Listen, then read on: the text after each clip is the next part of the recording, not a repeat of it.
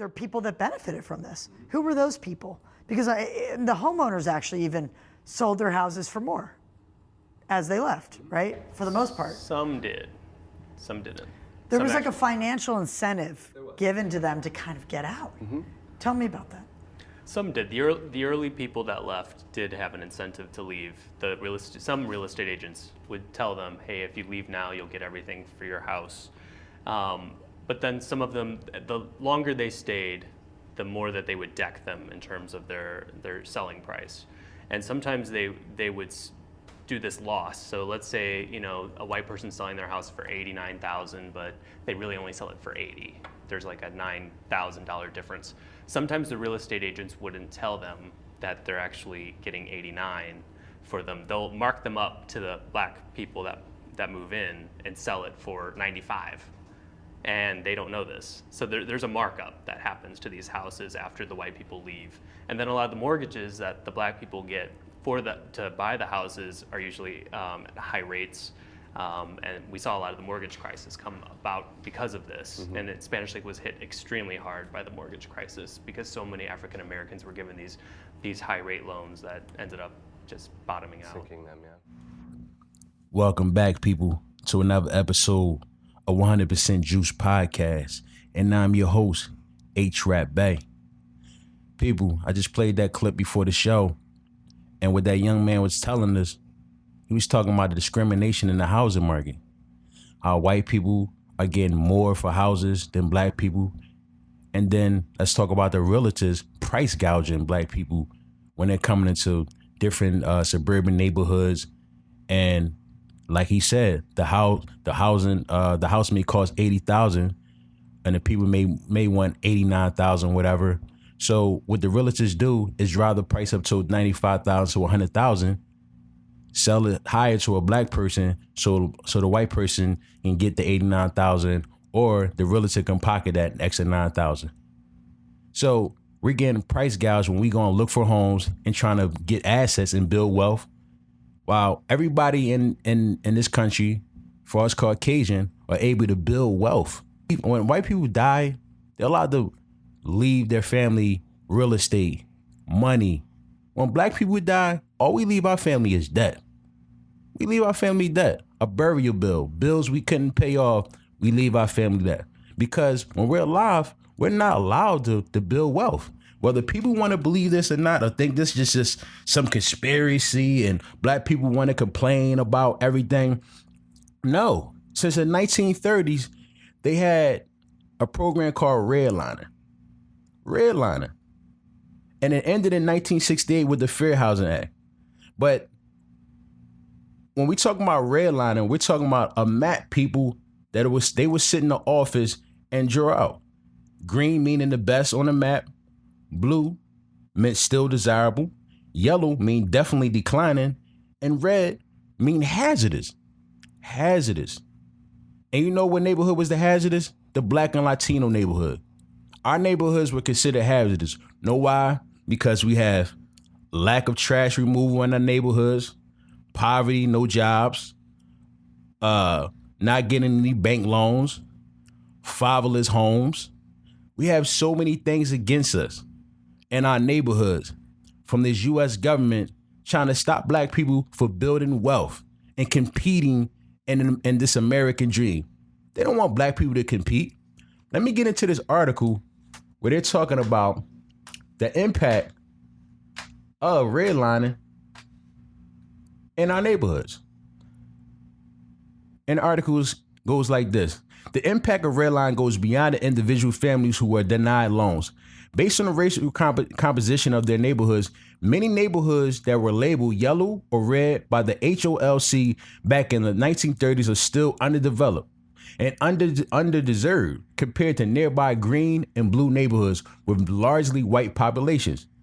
Blocks in these neighborhoods tend to be empty or lined with vacant buildings.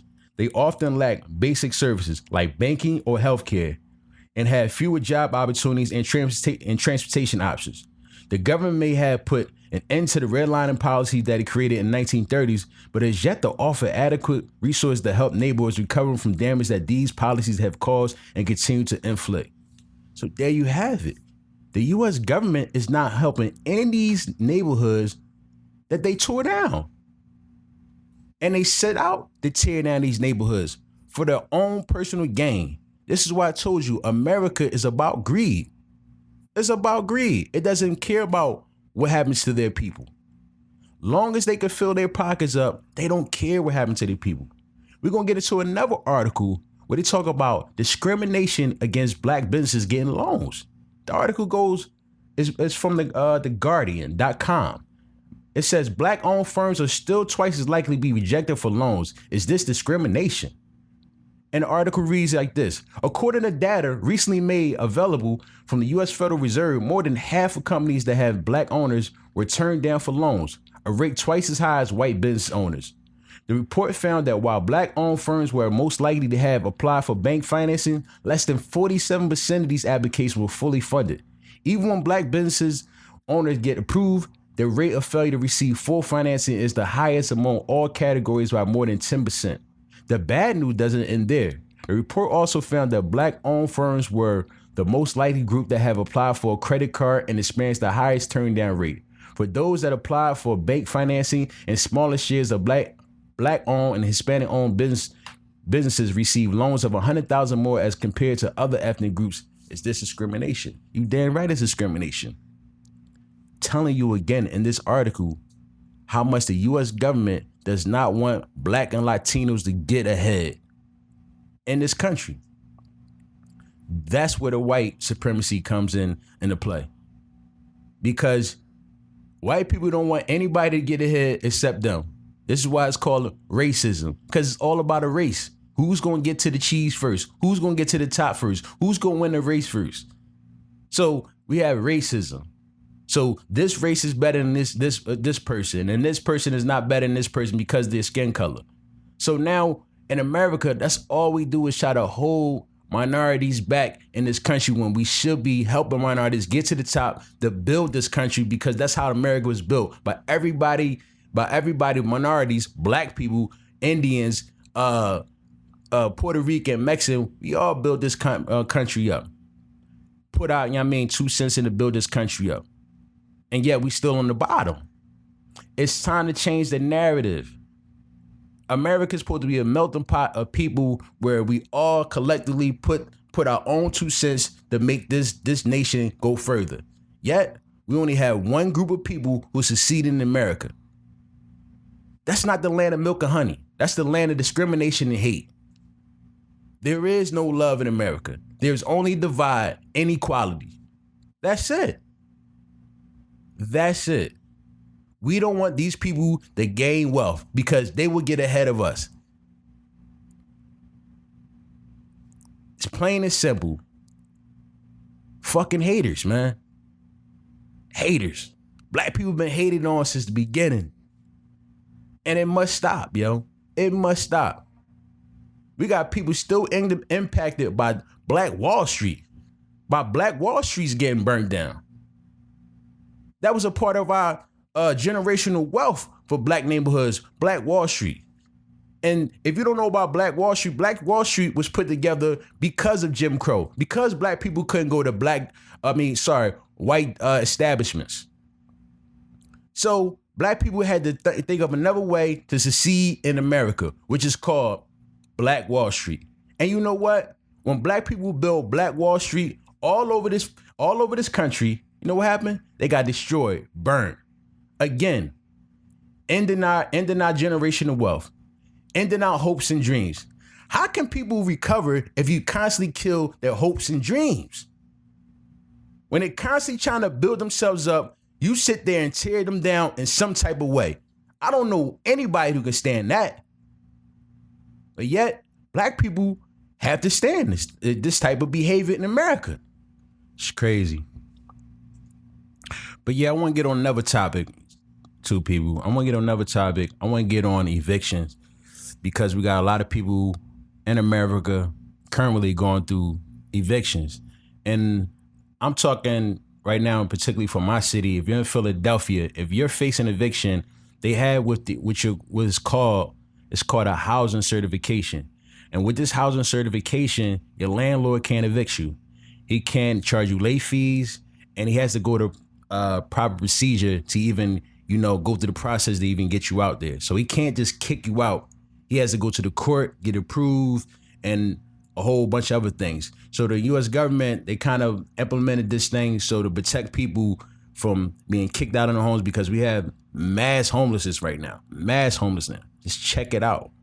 But like I said, I'm going to put it up on the screen. It's called the City of Philadelphia Fair Housing Commission Emergency Housing Protection Act, COVID-19 Financial Hardship Certification. And if you want to find this, I'm going to leave a link at the bottom. You can get it at phillytenants.org. And they also, on phillytenants.org, they also have information about preventing evictions. Also, if you need a lawyer, they can help you out with getting a lawyer, a tenant lawyer, to help you out with your situation. You don't just have to go on the street. You don't have to your family had to be in the street with nowhere to live. There's options out there for you. You just have to look a little, and that's why I'm passing this information off. And people, if you know anybody that's facing eviction, pass this information off. This is what this show is for. This is for the people. This is 100% juice, y'all. So if you're looking for any information again about eviction in the Philadelphia area, go to phillytenant.org. And again, I'm going to leave the certification at the bottom so people can get it. But that's my episode, y'all. Tune in for another episode of 100% Juice Podcast. And I'm your host, H-Rap Bay. Peace.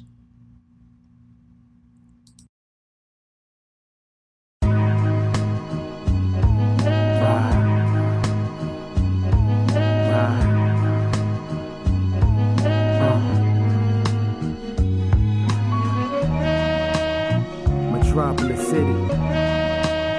Metropolis City.